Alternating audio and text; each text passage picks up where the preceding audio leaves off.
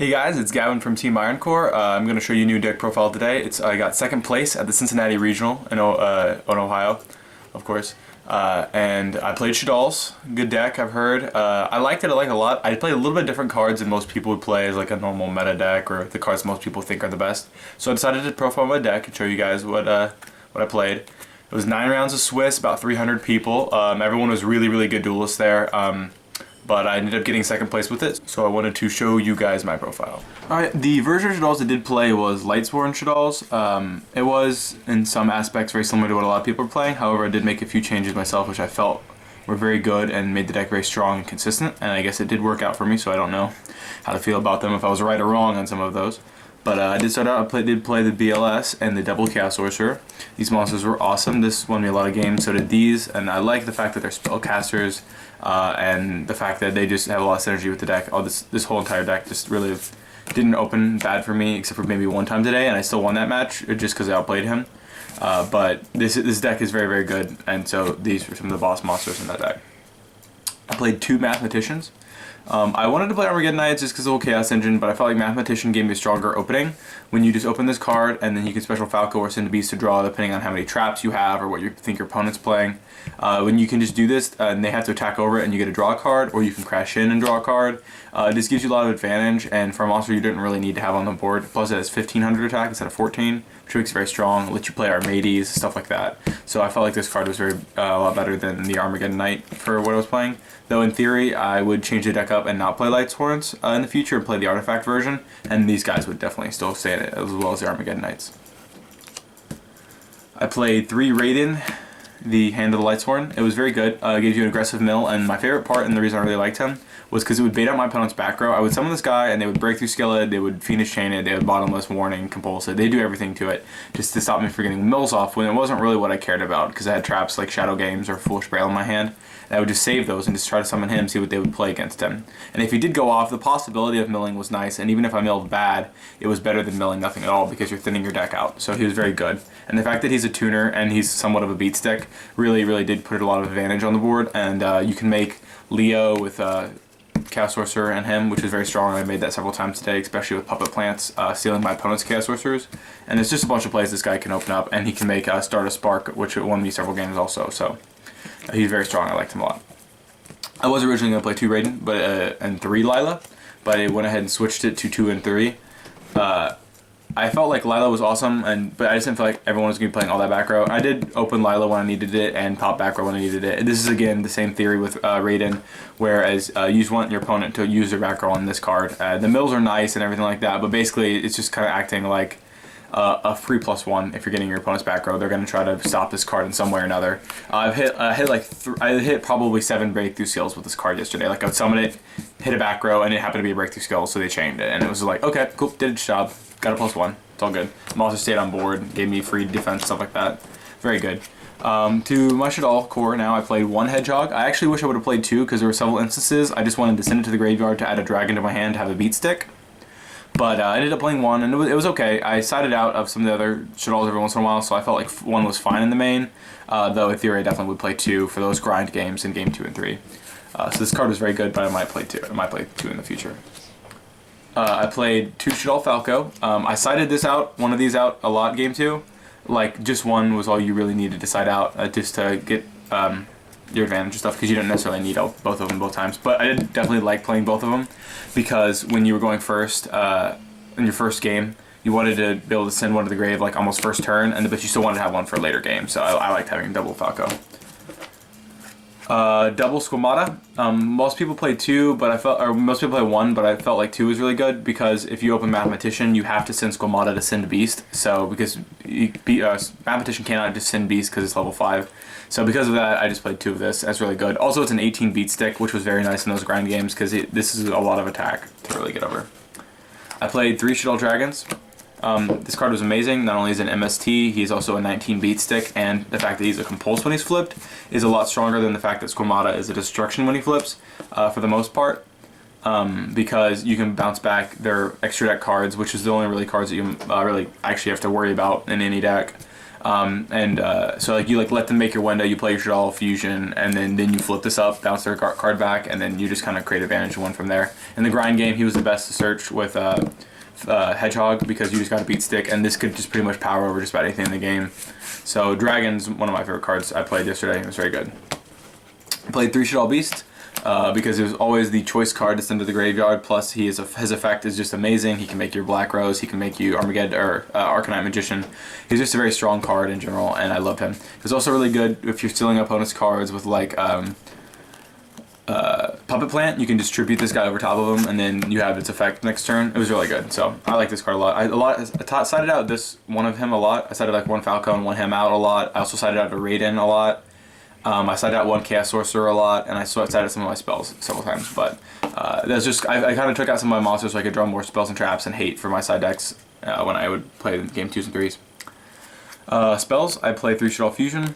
I didn't ever take any of this out. Some players were telling me they took one out and when they were siding, but I really wanted to draw this in the mirror, or sorry, in the grind game, because there are a lot of times in the grind game if they have advantage over you, it's because they have an extra deck monster. So this just creates +2 or 3 advantage when you can top deck this in the grind. So I wanted to keep those in at all times. I played 2 MSTs. A lot of PR players were telling me to play Upstart or something instead. I felt like MST was stronger.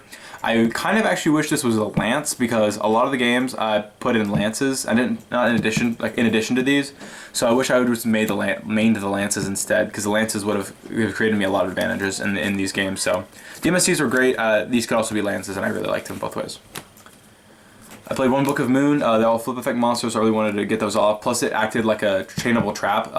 It kind of acted like the anti-exceed summoning if I was playing against Teller Knights. I did side this out against Burning Abyss every time because I didn't feel like it did anything for them. As a matter of fact, it helped them trigger their effects because face down, the other Burning Abyss monsters die. So this was really good against the mirror match, and it was good against the Teller Knight players and the Madolche player I played. But I did side this out a few times. Super Poly, very good, only sided it out once. Obviously, you kind of see your opponent's monsters. One of the Burning Abyss players I was playing, it was running Creature Swap, and so I let him like steal my guys with Creature Swap, and then I used Super Poly on him, and like used both of his cards to get out the Super Poly, and it was just super strong, and I don't know, Super Poly is amazing. Foolish Burial, obviously, basically becomes anything that you need it to be. Upstart, MST, it's just a super good card, so play Foolish Burial. It was dead a few times, actually, especially when people had Shadow Mirror up, so I kind of wish I would have sided this out a few times in game 2s and 3s, and like had this been like another MST or something like that. So yeah, it was good, but I wish I had sided it out every once in a while. The Soul Charge is too good. I played it a lot.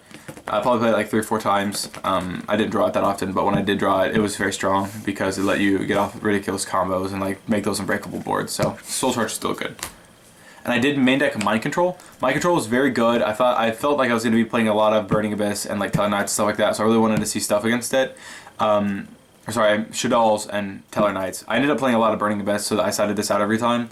But it was very good against all the other matches I played because you could kind of steal their monster, make Synchro Summons, stuff like that. So I really liked Mind Control, but it did come out versus Burning Abyss because I didn't want to see it in like a top deck mode. I played 3 Sinister Shadow games. Very good. Acts like a mini ceasefire that actually triggers their effects. One time an opponent was round 9. I was at table 1. My opponent had a Hedgehog. So I had a Hedgehog, and he creature swapped me.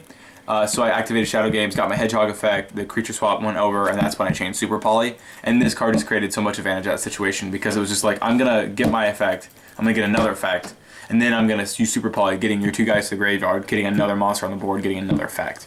So this basically created a lot of advantage at all sorts of times. Plus the Foolish Burial, whenever you want it, it's very good. It gives you any effect you need at pretty much any time. I played 2 Vanity's Emptiness. I was going to play the 3rd, but I felt like I'd actually like to play Warning instead because Warning just seems like a very strong trap card. Just stops things you need. A lot of times, you don't need to stop a special summon. You just want to stop, like normal summons. So I did this and it was very good. It won. The Vanity's Emptiness won me a lot of games. However, the Warning also won me several games. So I'm not upset with the count that I played on Emptiness. I played 2 Breakthrough Skills. I felt like I was going to play against a lot of things. I just wanted to stop effects. I was worried about playing against Artifact Engine a lot, and I was worried about several other things. So I decided I want to actually play Effect Negation. Though most people think you don't need it, I just felt like it'd be really good, and it was amazing. It was completely strong. The only times, like, it crushed all the Burning Abyss matchups. They would have the Tour Guide, and I would have this, or I would beat the Teller Knight matchups the same way. They would just have their guy opening, and I just had the Breakthrough Skill set, and it was just like, it just gave me so much advantage in all sorts of matches, and I would never take this out in a million years because it was so good.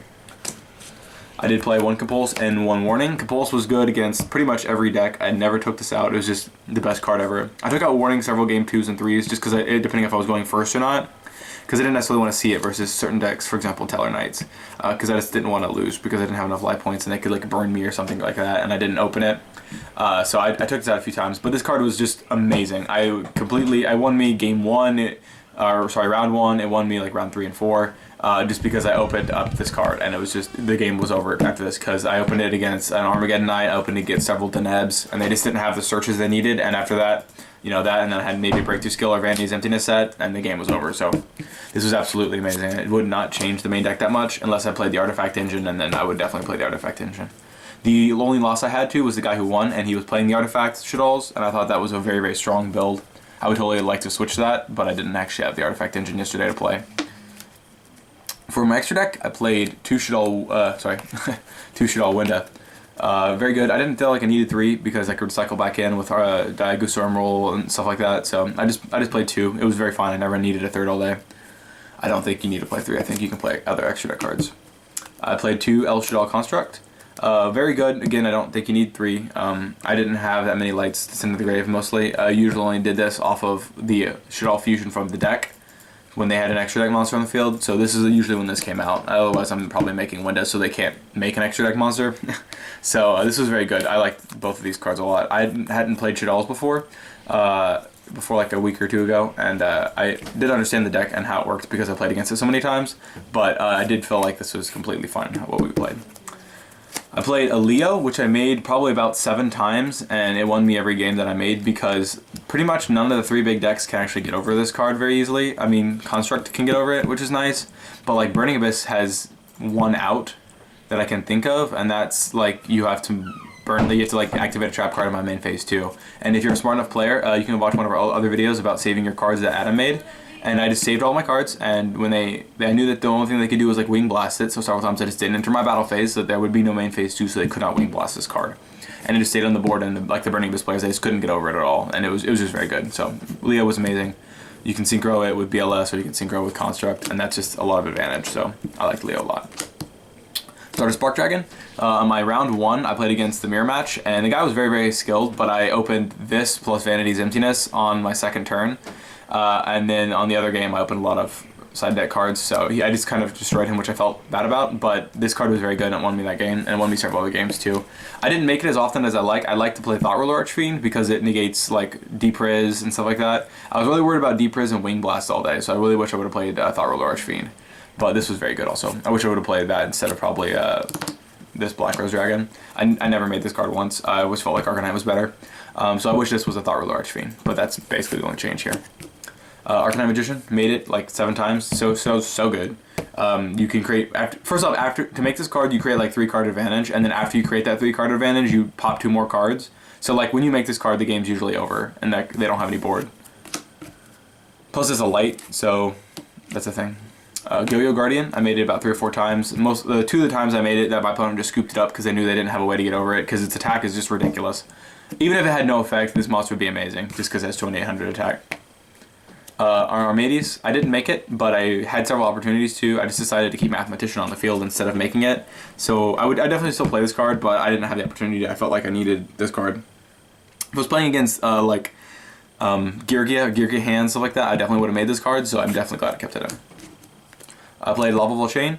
At the last minute, I only had 14 cards in my extra deck, so I just put this Lava Chain in. I wish, again, it would have been a Thought Ruler or something like that, but it was very good. I did make it 2 times and it won me a duel, so I guess it's fine that I played this Lava Chain. It was good. The Diagusa Emerald, I made it about 5 times. So good. It creates a lot of advantage. I made it in times where I didn't actually want to make a Stardust Spark because I was worried about Wing Blast or Dimensional Prison. So I wanted to just create a card to see if I could draw something that gives me an out to that. So I made an Emerald, shuffle my guys back in to get more advantage, and then I'm going to draw a card, and hopefully it's good. So it just gives me free advantage, and it's a pretty beat stickable monster. So if you open this with like any of your traps, it's usually pretty nice, and they can't get over it that easy. So I liked Emerald a lot. He was a very, very pro card. Sky Blaster, very good. Made it about 2 or 3 times. Won me the duels that I made it. Just get stuff in the deck. It's good in the mirror match because you don't get to draw off of their field spell back to the hand, so it's very good. 101, I made it several times. I made it about twice, I think. Once against a Teller Knight player, he had 101 to my BLS, and he was at 2100 life points, and since he used Altair to make the 1/1, you can't attack that turn with anything but Tellarknights, so he couldn't swing. So I still had a monster on the board. Some of the other one made this swing for exact game, so it was good. They did me win me a duel. Most people, I don't know most people actually play this card, but it's really good. So yeah, it's awesome. And Exciting Knight, didn't like it once. I always had less advantage from my opponent, I feel like, or not always, but like a lot of times I had less advantage from my opponent, and even if I did, I didn't have the ability or want to make it, because a lot of times when they had advantage, the advantage was in their hands because of the Burning Abyss players. So they had all the cards they needed in their hands, but nothing on the field, so Exciting wasn't that broken. So I didn't make it once, but I would definitely keep it in there. Onto my side deck, I played one Neospatian Grand Mole. Super MVP card. Sided it in almost every game except for the Madolche player, I think. I even sided for the Madolche player. I sided it in every single match. I might as well just main that card. I don't actually think I would main deck the card, but I would definitely main deck it once we get the new Shaddoll monsters. Super good. Amazing. It just like... they would always set their Shaddoll cards or set their like Burning Abyss cards. You summon this, bounce it back to their hand. They don't get any effects off, and you just get this and you just keep doing it every turn. They can't make an extra monster safely because they know you're just going to summon it again. I had several guys just warning it. Like I'd used it on them several times, and then I summoned it again, and they were like, "Crap!" and they just warninged it so that I would never play it again. Very good. Love this card. Never take it out. I played 3 Puppet Plants. I never put in all 3. 2, actually it's not true, I put in all 3 one time. But 2 was usually enough. Sometimes I even decided just 1 for like the Tellarknight or Burning Abyss player, just because I didn't need it that bad, but it'd be kind of like an OTK. I'd put a lot of advantage on that turn if I drew it. So I'd put in 1 or 2 of these often. I would definitely keep playing this card. I might not play 3 though, just because I didn't feel like you needed it. Because in those mirror matches, there's a lot of times where you can't actually use this card. But I felt like this was very strong, and I like this card a lot. So Puppet Plant won me several games. I played a T-King, also won me several games. Like, the fact that they can't add cards to their hand, most players can't really do anything about it. Like, I played against a Tellarknight player game 1. He did open their Regeki, but then I had the Soul Charge for it the next turn, and he just kind of had to stop because, you know, T-King, they're like, well, I'm going to stop playing now because I don't have the ability to play my deck. So, T-King makes your opponent stop playing. It's very good. I played 2 Forbidden Lance. Wouldn't take these out for the world. I would actually debate main decking them. They would put them in against every Burning Abyss and Tellarknight matchup. They didn't go in against the mirror match, and that was all. So this card was very, very good. And yeah, in the mirror match that I played, the guy was playing artifacts, so I wouldn't want MSTs anyway, so I'd probably just main deck these, but this card was super good. It won me a lot of duels. They break through my Mathematician, and I just have a Lance in hand, and that duel was pretty much over because I knew exactly what they had, and I just had advantage. The third MST, just in case you needed it, versus Floodgates, stuff like that. I played it a lot. Played 2 Mind Crush. I played against all the Tellarknight players, and I played it against the Madolche player, and one of the mirror matches I put it in against to hit the Shaddoll Fusion, and it was very strong. The other mirror match, the guy was playing artifacts, and I didn't want to mess with it, so I just put this in against just a few matchups. It was pretty good. I don't know that it's necessarily playable, because sometimes it's a little try and guess with Mind Crush, but if you make good reads, it's a very good card, so I liked Mind Crush, though. Played 2 Trapstones. I like this card a lot. I sided it in as a 1 or 2 of several times. Versus a Burning Abyss. I sided it versus the Artifact Shaddoll match so I could see it against his Sanctum. I thought it would be very strong. I didn't draw it in very opportune times, but it was very good. I would definitely keep playing this card. It created a lot of advantage for me because I didn't have to worry about back row, and I could make Arcanite Magician and create advantage. And then the MVP trap card that I played, I put it in against 5 matchups yesterday. Rivalry of the Warlords. This card was absolutely phenomenal. I played against a Burning Abyss Shaddoll deck, and I put it against him. I put it against the Madolche player, and I showed him the meaning of the World Rivalry. Put it against all the Burning Abyss players, and then one of the Burning Abyss players who was very, very good. He had the I think his name was Terrence or something like that. I can write a report up later if you guys are ever interested in all the matches I played. But he had Vanity's Fiend, and so he actually didn't really care that much about Rivalry in that instance, and that was the only time I drew it bad. Other than that, all the other Burning Abyss players realized that they couldn't go into their extra deck, and they had to see something, meaning you have to either draw a Caius or Vanity's Fiend, or have some ridiculous level 3 Fiend monster to play. So someone made Tempo for me, and it didn't do anything, and I sold one. And it was really good against the Madolche player, and I played it against them and the Burning Abyss. So yeah, this card was absolutely MVP. You played this card, and they're like, well, I can't actually do anything, and they would start cycling through their deck, and then they'd run out of plays, and then you just beat them in the face with Winda until you win. So this card is absolutely phenomenal. And that is my deck. Thank you guys for watching. Comment, like, comment, and subscribe. If you wanted to hear anything more about my matchups or everything, I can write up a report if you guys are interested in actually reading any of that. But yeah, that's my profile. Thanks for watching, guys.